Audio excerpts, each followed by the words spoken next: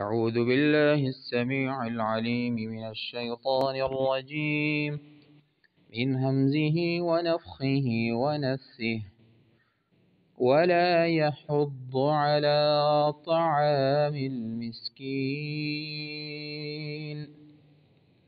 ولا يحض على طعام المسكين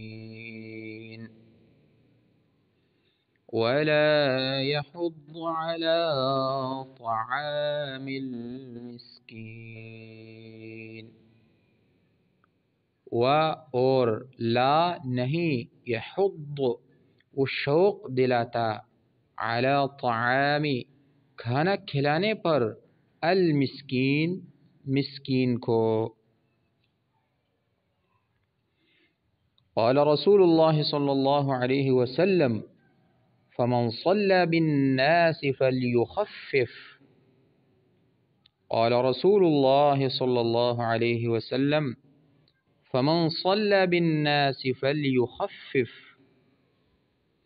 قال رسول الله صلى الله عليه وسلم فمن صلى بالناس فليخفف. رسول اللہ صلی اللہ علیہ وسلم نے فرمایا جو لوگوں کو نماز پڑھائیں تو اسے چاہیے کہ تخفیف کرے. صحیح البخاری حدیث نمبر 90.